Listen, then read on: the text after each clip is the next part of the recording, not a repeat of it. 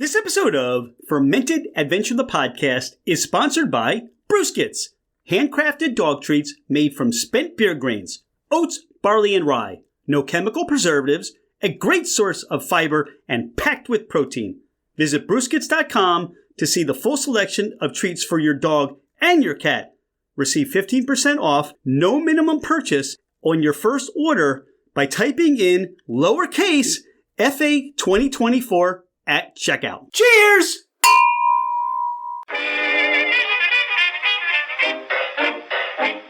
Hello, ladies and gentlemen, craft spirit enthusiasts, and those interested in the intoxicating world of craft distilleries, cideries, meaderies, wineries, and the occasional foray into breweries. It's Rich Shane, and welcome to Fermented Adventure, the podcast, where we bring you the fascinating people that are making the mash, fermenting, distilling, bottling, pouring, and delivering to you some of the finest libations in the world. Before we get started, here are a few housekeeping items. Thank you for bringing the podcast into wherever you are and whatever you're doing. We truly are grateful that you have chosen to listen and make us part of your day. It would mean the world to us if you left a 5-star review. This helps us climb in the rankings, and it makes it easier for others to find us. Don't hesitate to leave us your comments as well. If the podcast didn't meet your expectations, tell us why. We're always striving to improve. You can find us at fermentedadventure.com. We are on Instagram and Facebook as Fermented Adventure. Email us at fermentedadventure@gmail.com. All right, FA Nation, let's meet our guests. He's Justin Koury. I'm Rich Shane. This is Fermented Adventure, the podcast. Justin, welcome to the podcast. Thanks, Rich. I appreciate it. How you doing? I'm doing great. BevFluence. We're going to talk BevFluence today. What is BevFluence? Well, realistically, it is the answer to all of your dreams and prayers. But in business terms, we're a group of writers and bloggers who got together some years ago, actually back in 2016, and said we want a better way to connect with brands. We want a better way to connect with, at conferences. We want a better way to connect, and have these better meetings, better experiences when we're going and traveling around and tasting wine, tasting spirits, tasting beer, and cider. So in a nutshell, we're a group of people who just wanted a better connection with, with the industry as a whole. You stress better, and I'm sure there were conversations about how to achieve that. How did better come about? Like, what were some of those working conversations to launch BevFluence? There were a lot. At one point in mid-2017, we had about 19 bloggers on the team working on different aspects. We had put together these master email lists, and everybody had like a little spreadsheet that they were going to email out certain brands and certain DMOs, direct destination marketing organizations, and Visit Lodi or the Pennsylvania Distillers Guild. Our conversation started at a conference that we felt many of us in BevFluence today and in the community who are still in the community.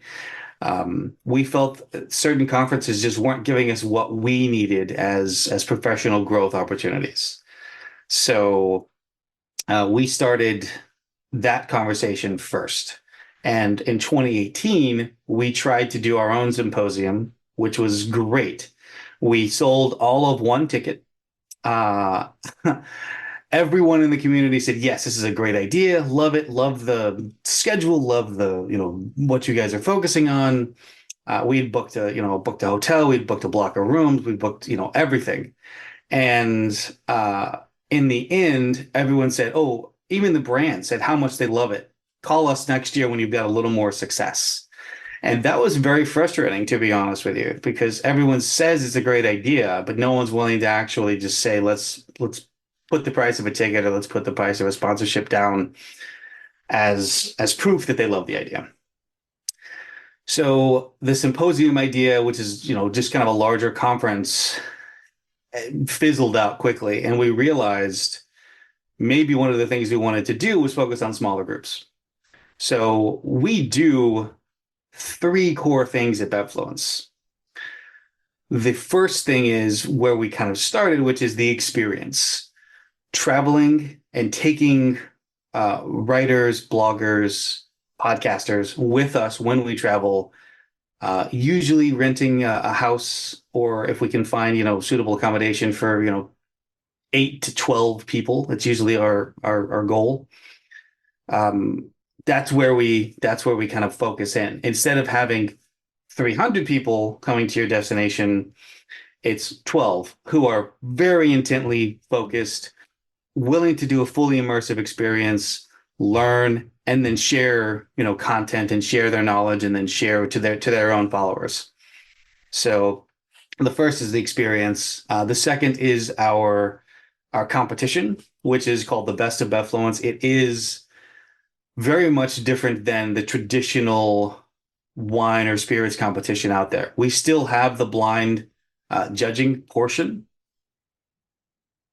which everyone loves, but it's realistically, having been a judge and having been a steward for many years now, your product is in front of a judge for about 5 minutes max, unless it makes it, in category, unless it makes it to the grand panel where it's in front of another round of judges for another 2 or 3 minutes, and they say, okay, I like this one, 2 or 3, this, and then it becomes, okay, this is the best of class, best of show, best of category. Ours is a little different in that we send it out to several blind panels, as well as the end of the competition, we have what's called a bartender lab. And we do this for wine, spirits, and cider, and anything else that gets sent to us. We don't focus very much on beer just because it's its own behemoth. And so the bartenders get to come in, as well as sommeliers and local buyers get to come in and play with those samples, because otherwise they're going to wind up in somebody's basement. Literally, I have a couple of hundred bottles myself that are from competitions that, nobody wanted them at the end, and that's what happens when you quote unquote dispose of samples. So that's the second thing is our competition, and then the third thing is really the bartender lab, kind of on its own as well. We do things like little libations. We have a program where we send out micro samples to bartenders, and they produce whatever they want with it, and they get to play around with blind samples and have some fun with it. So those early conversations led us to the experience model, led us to, let's bring the community in smaller chunks and have some fun with it. And it's been a lot of fun. In 2019, we did Denver, and we had quite a few pitches out to other areas, including Michigan, New York, a few others, and then 2020 happened. And now we're in that anniversary period right now. Yeah. All governors came on the TV or your radio just at this time and said, hey, flatten the curve, stay in place. This is the day. This is ground zero 4 years ago. And how did that impact what BevFluence was doing in the mission? Honestly, it was more impactful than I think we realized it was going to be. When you can't leave your house, or at least shouldn't. And we were fine. My wife came home, about 3 days ago, 4 years ago, it was the 16th or something like that. And she said, hey, they sent us home and we have no idea when we're going to be back. So, my consulting, my side jobs and my consulting dried up completely, because I couldn't travel. Everybody had pivoted. That was the word of 2020, to making hand sanitizer. A lot of the distillery clients that I was working with were decided to make hand sanitizer instead of focus on production. And it's not like I could go there anyway. So we did some things online. We did some things virtually. We did some book reviews, cocktail book reviews. We definitely did some good fun campaigns, not on the scale that we'd wanted. When we're on site, we can do a lot bigger being on site, but I hate to overuse that word pivot, but everybody had to do something. And that's when I launched, my second podcast was Swig and Ramble, with some people that I was working with on the whiskey side of the industry. So 2020 through 2023 really was a challenging time. Just everyone's trying to crawl back out of, the hole we were in, and at the same time figure out how to turn all of these Zoom events into in-person events. Um, so, but we're enjoying 24 so far. We've done a lot of travel already, most of the team, um, and yeah, just looking forward to kind of continuing that growth. So you speak to experiences, and it sounds like this is ramping back up for you, getting into that full immersion of being someplace. Talk about some of the places you have been in the last couple of months and talk about what's on the calendar for upcoming events that you had planned. Absolutely. The BevFluence team is coming out actually here to California for a few days of planning and organizing. What we do first, I'll talk a little bit about our process. What we do first is we kind of look at where we want to go, where we think is something that'd be interesting, distinct. I actually went to a travel show on Saturday to start those conversations and see what would be interesting. It would be fun to go to something like the Cook Islands in the South Pacific. Do they have a large enough beverage industry to support a trip of our nature? The answer is technically no, but that doesn't mean we can't also focus on the cultural and the culinary. So that requires a rethink. That requires sitting down and really talking about, okay, where we really want to spend our time. Europe is easy. Of course, every country has its own somewhat distinct food and beverage culture. Africa as a continent, the same. Asia, the same. There are some logistical, issues. Latin America as well. So what we will probably do is sit down when everyone's here, and we're going to start talking about where we want to go in late 2024 to 2025, and probably even through 2026. So we send out those emails and start the conversation. It'll probably be Scotland if we're going to focus on whiskey. Kentucky, inside the States is also something we want to do quite often. So 3 or 4 a year in the States, and then 1, 2, or 3, depending on how we can schedule everything internationally. So we're probably going to look at the UK in 2025. We're probably going to look at Asia and the South Pacific. So if we're going to do Asia, let's do Japan, let's do Taiwan, let's do potentially Hong Kong, maybe India. And then if we're going to be in that area, I know it sounds silly, but maybe Australia, New Zealand, because it is closer than where we are now. So those are some bold trips. Those are some, like, you're starting to name places, and I'm getting excited. I'm packing my bags. How do I sign up for this? There's a gauntlet that people have to do, which is essentially go to our website, click on where we do our registrations, and fill out a form. It's a grueling form of about 3 or 4 questions, I think, and then you're good to go. And we sit down as a committee, and we kind of see, okay, who would make the most sense to go to these places with us.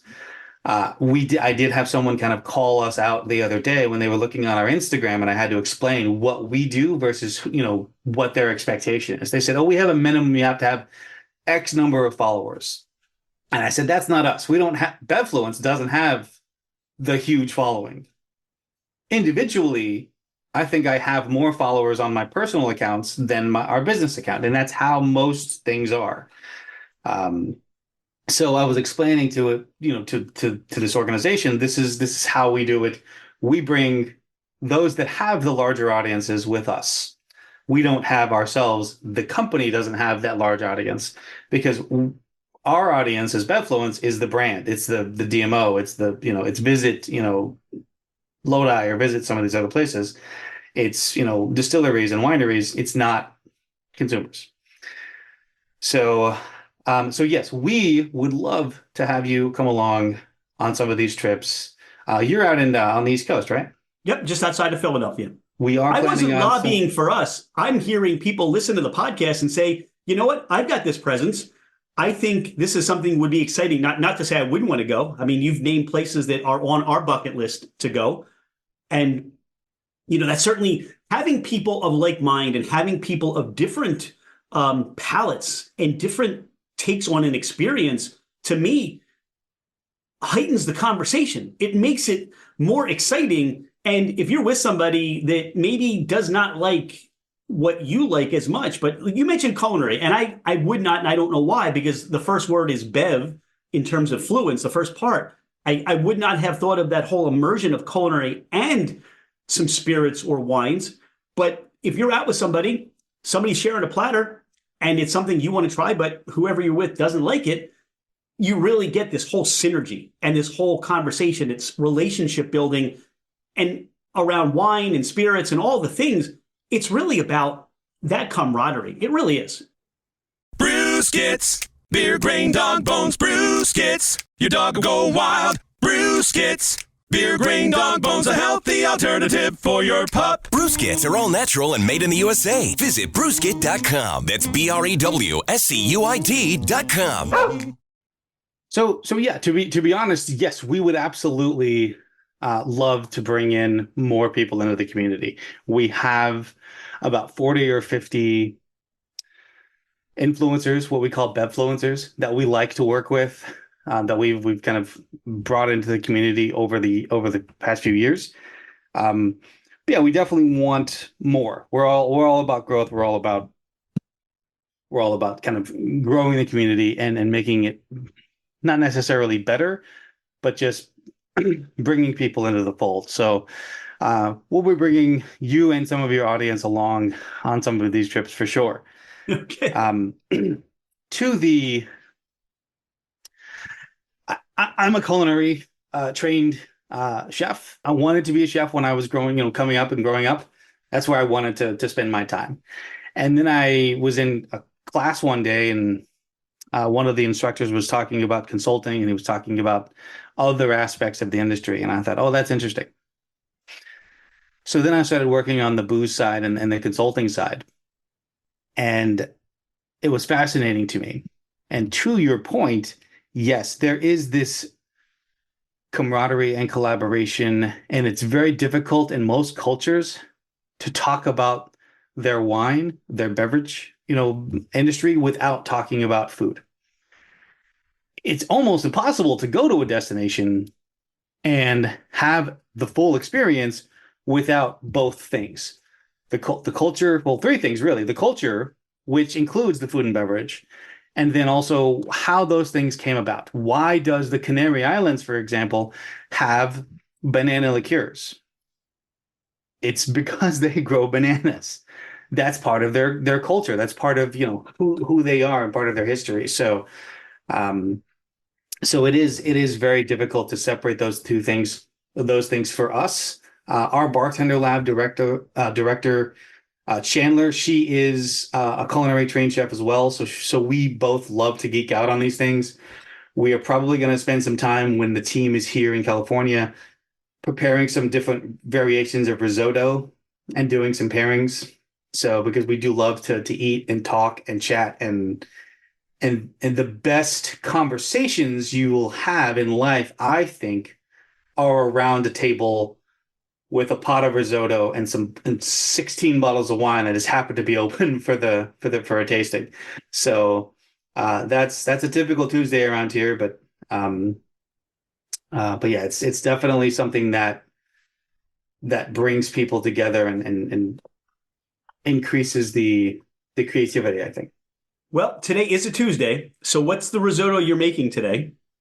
Today, I'm not making risotto. No Risotto Tuesday today. I do like that. I may hashtag Risotto Tuesday. We'll see how that goes in the future. But today's a clean the kitchen day. Pardon the interruption. Thank you so much for listening to Fermented Adventure, the podcast. Could you do us a favor? Hit that follow button. It makes it easier for others to find us, and it helps us climb in the rankings. Take a screenshot of the podcast, post it, tag us, and let everyone know that you listen to the Fermented Adventure podcast. Now, back to our podcast. Where did you go to culinary school? I went to Phoenix College, actually. I went to community college version of culinary school. it's really those influences that you talk about as you have instructors or people in your life that give you that direction and you never know where it's going to go. Yeah. For you, what was that early journey for you? And I can say, as for Dawn and I in our experience, it was gin that brought us into the whole fermented adventure. For you, what was it? I mean, you mentioned consulting, but what appealed to you in the wine, the spirits? I mean, what was your gateway? I was working in restaurants all over the country, really. And one restaurant I was working at in Virginia, I was constantly, because I was a culinary person, people were always asking me, well, what would you pair with this? And I want to say that first time I got that question, I was probably 19 and I had no idea. And then for years, continued getting that question and I still had no idea. So finally I was like, okay, let me figure out the wine side. Let me understand this better. So I actually went into a Total Wine and More in Newport News, Virginia. This was early 2000s, probably 2002, 2003. And I walked in and I asked for an application, filled it out. They said no. You have no booze experience. You have no wine experience. You have no knowledge of these things. No, thank you. I said, okay, I'll be back. So I went in the next week. They said no. I went in for the next 50 weeks and they said no until I walked in the last time and they said, well, shit, you keep coming in every week. We'll just hire you. And that began my wine journey. So I think I got hired on like a Thursday, a day of training and a few other things on a Friday. And then Saturday, they're like, hey, stand at this table and pour wine as people come in on Saturday. And so that was my first thrown in the deep end experience. And I fell in love with Spanish wines. I fell in love with French wines. I was like, this is a job? People just stand here and pour wine and they get to talk about wine and I don't have to be on my feet 19 hours a day in a kitchen burning myself, grabbing a pan that I forgot was hot, 700-degree ovens and steel-toed boots. So I'm going to do this. So that was the beginning of my journey in the wine side. How I specifically got onto whiskey, I'd learned about whiskey. I tasted whiskey. I was a big Scotch fan in my early 20s. And I went down for a consulting conference to Kentucky. And some of my mentors were like, hey, we're going to go out to dinner. Come with us. And I had my first bourbon flight. And this was 2007. And I was stunned. I was like, wow, I did not know American whiskey could taste like this. And so from there, I kind of started a journey on American whiskey and American bourbon specifically, or bourbon specifically.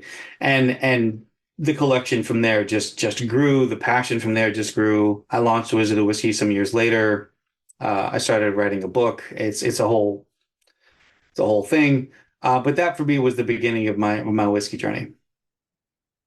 You've threaded in a theme twice. One was talking about the idea that, all right, there aren't enough followers, there aren't enough eyeballs.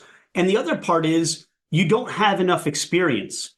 And I think one of the beautiful things that where you impact people is you give them the ability to enter into these worlds where they are. What BevFluence does is you provide content, certainly, but you provide opinions and opportunity. And you create a forum for people to say, all right, I'm going to enter where I am and be part of the experience, because realistically, and I'm sure you experience this as well, wine, whiskey, this is an intimidating place, isn't it? If you don't know what you're talking about, because we as humans, we don't want to sound silly, foolish, that we don't know what we're talking about, right? Absolutely. 100%. And I love that description you kind of gave us. So, yeah, I've met people with advanced WSET, wine and spirits education trusts, and these advanced beverage degrees, as you would call them, who don't have the social media following And I've also met people who are just great photographers on Instagram who are just putting out good pictures, good quality content. And there's this very weird amalgamation of those things that brands that we work with, they don't understand. They see everything as the same. Oh, they have the followers, they must know what they're doing or they're talking about. Not always the case. And sometimes the people who you wouldn't think know what they're talking about know more than me. And that's fantastic. I love having a conversation where I'm not the geekiest one in the room. I'm not the one who has the biggest whiskey collection, which is rarely the case, unfortunately, as far as just the number of bottles. But I love having these conversations with these deep dives, and they'll talk about who the distiller was in 1989. The beverages are a snapshot of a time. Food grows, food goes on the table, gets consumed, moves on from a season. A bottle of wine, a bottle of whiskey, even a bottle of cider is a snapshot in time of everything that happened in that year. People were born, grapes were crushed, work was done, ideas were flourished, a new label was designed for that bottle, some artist was commissioned to do that label, and now it's on my table 15 years later. That is a journey in time of that bottle. And that's very cool to think about. That, I think, is the story a lot of people are trying to tell on social media. Rather than just the names, the dates, the facts, it's 16%, Cab Franc, 80%, Cab Sav, and the rest is Merlot. Those are fun things to know, but the journey itself is fun. What are you eating with this wine? Maybe it's risotto. Maybe it's a bologna sandwich. Go for it either way, and share that experience. That's the stuff that I love, and I think our team, we love to talk about and we love to do. Every year we do a junk food pairing where we buy the most random shit, and we open the most random stuff to it. Champagne, bourbon, yeah, everything. Madeira, port, and we just have fun. What champagne goes best with Cheetos? That you're going to see from us, I hope, this year. So what I see and what I find from watching your space, your social media, your brand, is you'll also introduce things to me, these smaller producers. It's not these high-end producers. It's these smaller producers. And look, you said cider a couple of times. Cider is still, to me, and you can speak to this, in its infancy, as to where the potential is monumental to people drinking cider. It's gaining traction little by little, but as people start to get into cider, and we're big fans, they understand that this is something that, if they've never had it, is so different, but so similar in a lot of ways to what they have been drinking. But there's stories behind these ciders. There's people behind these ciders. There's bursts, and as you talk about, but you're bringing some things to my view that I wouldn't know was out there, or I wouldn't know how to get a hold of until you as a Bev influencer bring it to my perspective. Absolutely. Cider is having what a lot of commodities have, which is a renaissance. They've been drinking cider for thousands of years, realistically, in Europe. And in the United States, much like bourbon, much like other beverages, it didn't quite catch on the way that dry ciders in Spain, France, and England caught on. So what you had is 70s, 80s, 90s, is you had these super sweet ciders. And that is what everyone assumed. Everyone's got their story. Oh, I had gin when I was in high school and I don't drink it anymore. Oh, my thing is tequila. My thing is rum. Or some people, my thing is cider. It's just too sweet. The craft cider movement really, really started to take off, as did the craft spirits movement around the same time, right after the craft beer movement. Granted, you have cideries who've been operating in the States for a century. One of the cool things is, just like whiskey, just like wine, there's such a variety. And there's actually even a little more of a variety for cider, because there are hundreds of apples that could be used and hundreds of potential co-ferments. Those are one of the cool things happening in cider right now, which is co-ferments. Taking, grapes and apples and co-fermenting them together, and different versions of apples and co-fermenting them together as well. So you have this incredible dry cider movement now. There's hundreds of them, hundreds of great cider brands out there, small brands, small family orchard owners in the Pacific Northwest and New York and Pennsylvania, in Ohio, Maine, Vermont. There's a ton out there. So cider is definitely worth exploring if you really want to geek out on something. If you want a new obsession, it should be cider. Where do you see the future of BevFluence in terms of, you're making some plans, you're bringing the team together? Where would you like to see the impact or the influence of BevFluence over the next year or so? Over the next year, we're sending out quite a few pitches to various organizations, trying to get known. I'd like to see our brand recognition and our own kind of brand strength growing, so that people know who we are and what we do. The biggest question I get is, what do we do? And then I have to explain it. And it doesn't make sense to a lot of people at first. We specialize in, our three specific areas: experiences, competitions, and the bartender lab. And in order to do that, we have to put out a lot of content to get people to pay attention to us, as does anybody. Unless you're Jim Beam or Jack Daniels, you have to put out a lot of content. Or as a brand, from a brand's perspective, you have to put out a lot of bottles, which is why one distillery will put out 16 different iterations of something to get noticed, because one of those iterations might actually catch on.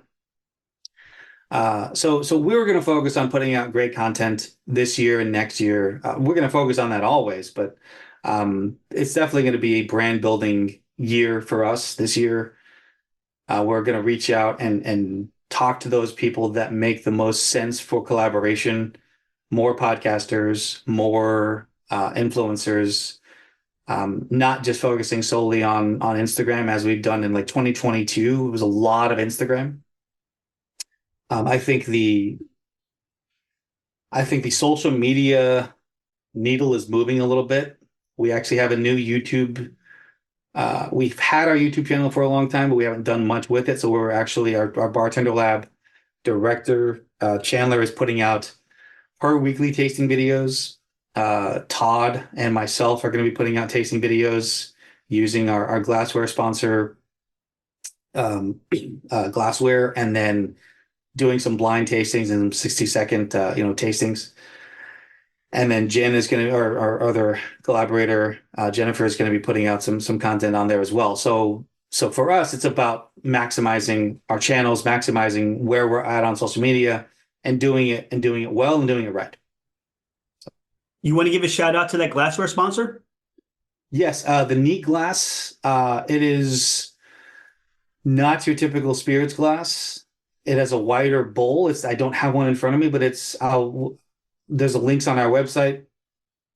It's the goal of this glass is to take away the burn of the alcohol as it reaches the nose, so that you're left with just the esters, you're left with just the flavor profile, you're left with just what's in the spirit, as opposed to just dipping your nose into a tiny tulip and just getting burned with spirits. And for people that want to find your website, what is your website? BevFluence.com. And at BevFluence for your socials? At BevFluence on all the socials. We got lucky, and we're also on LinkedIn, so you can join our for the those on the professional social medias. Join our LinkedIn group and page as well, and you'll see us sharing other professional stories and other things like that. You mentioned cider and you talked deep into cider, and that's one of the things you said, geeking out. I mean, that's one of the things I loved in this forum of this podcast is, you said the Canary Islands was known for its banana liqueur, right? So in my head, and you can speak more to that experience briefly, it's probably no different than why every other farmer in the beginning made some sort of preservative for what they were farming for, right? Absolutely. The cheapest way to move grain is to make it into a liquid. The most profit from moving grain is to turn it into a liquid. So you have throughout the humanity is you had any type of beverage you could figure out, beer, cider, wine, other kind of poultice type, beverages where you ground up whatever you had and you fermented it, turned it into a beverage. You could move it a lot easier. 500 pounds of grain turns into X number of gallons, and it's easier to move and you get a better profit. So throughout our history, we have taken these creative steps to really kind of, number one, make things easier and preserve them at the same time. You can only store wheat for so long before it turns bad, gets moldy, and you can no longer eat it. And that's your food source. That's your calories. So you ferment it, kill off all of the mold, kill off anything that could hurt you, and you've got beer. And you drank that through the winter months. Whatever you had left, you turned it into bread, and you were able to store that. Even bread itself, as we all know, goes moldy. So it was a way of preserving the limited number of foodstuffs and maximizing our calories. Justin, you and BevFluence are part of that heartbeat of what's happening in the industry. Are there certain trends you're seeing that seem to stand out more, things that are going away or things that are on the upswing? Absolutely. We're working on our trends report now for 2024 through 2025. We've seen things that we thought were going to be trends fizzle out very quickly. One of the trends you're going to see is the continuation of low or no alcohol products. It is fascinating to me, and I'm not gonna trash these brands. I think they're putting out something that people are looking for. Non-alcoholic gin, non-alcoholic, whiskey, things like that. Absolutely, go try them, go taste them. But also go and just make some tea. You can do that too. But I think that's going to be a growing trend, especially the low alcohol. Even in a bar, like, hey, I want something that's not going to put me on my ass. Ask for something low alcohol. Bartenders are they're rushing to that trend to make sure that they can provide those services and that cocktail so that they're still getting the sale as opposed to somebody ordering a soda or ordering water. So I think that's going to be a big trend this year and into next. It's also, it falls into that same kind of health conscious. I want to drink less. I want to drink healthier. I want to be healthier type of trend. You talk about the low or no ABV. And for me, I enjoy the flavor of the whiskey, but I also enjoy the spirit of a whiskey. I enjoy the essence of a wine and the whole experience that it's supposed to provide. But I did stop to say, I've had a couple cocktails out, or I've had a couple drinks. I don't want to leave the party, but I still want to participate. And knowing that there's a non-alcoholic or a low ABV where I can, instead of getting a glass with soda water and a lime, I can at least feel like there's some participation in being part of the experience. And if you're a really good craft cocktail bar, you're going to give somebody that they don't feel like they're missing out on something. But if I've had a couple already, I know when I'm done. Yeah. I think that's, for me, health conscious as well, to know that I have some alternative to keep going and I don't have to stop, or I don't have to go over the top and create a scenario that I don't want to be a part of either. Absolutely. When I'm doing yard work, mowing the lawn, all the fun, trimming the trees, all the fun stuff, and you start to get this, start to sweat, you're outside, the sun's bearing down on you. One of my favorite things is hop water. It's to me, my parents would think it was the silliest thing in the world if I told them I want to make hop water, but it's super refreshing without any buzz. It's just hop water. So it's really nice. There's quite a few brands out there. They're refreshing, they're tasty, and they're actually hydrating. So yeah, it's a great way to provide the flavor and, to your point, still be part of the experience without having to get wasted. So absolutely, I do enjoy hop water. I don't know that I'm going to rush out and buy a lot of non-alcoholic spirits, but I support the trend. I think we should all be healthier, number one, myself included. We should absolutely be, figure out a way to be healthier, just for our own sakes. So I'm down for the industry going in this direction, in a major way.